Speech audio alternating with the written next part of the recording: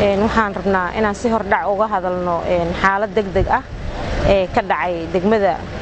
Waabari iyo degmada Kaxda oo hadda aan ka nimid isbitaalka Banaadir booqasho ugu nimid dad gaaraya ilaa 35 ruux oo caruur iyo haween iskugu darsan oo kajin ku yaala degmada boorash laga kariyay ee ku sumoobeen qaarkood ay koomo ku jiraan qaarna hadda isbitaalka taqaatiirta ay la tacaaleen daaweynteedan ee wili socoto baaritaankeedan ee wili socoto waxaan rabaa inaan bulshada ku nool caasimadda gobolka Banaadir 17 degmo aan u sheego inay ka digtoonaadaan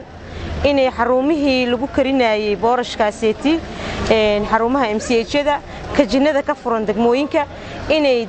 ka digtoonaadaan aanan la karinin boorashkaas ilaa laga ogaanayo cilada meeshay ka timid caafimaad darrada meeshuu ka yimid sunta meeshay ka timid baaritaan ayaa socdo wasaaradda caafimaadka ee dawladda federaalka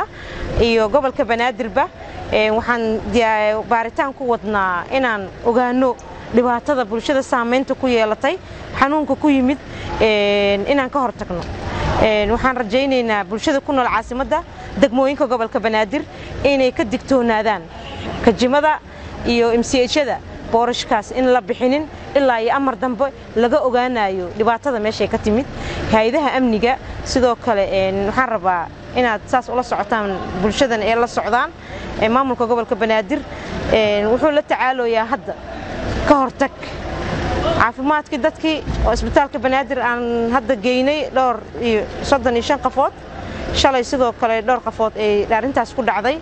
marka waxaan rabnaa inaan la waaxda caafimaadka wasaaradii inaan ogaano marka bulshada inaan la hadalno kaliya kadibna aan message-ka dambe aan dib u soo sheegi doono fariinta dambe oo soo baxdo haddii meeshay ka imaan lahayd jawaabteeda baaritaanka markuu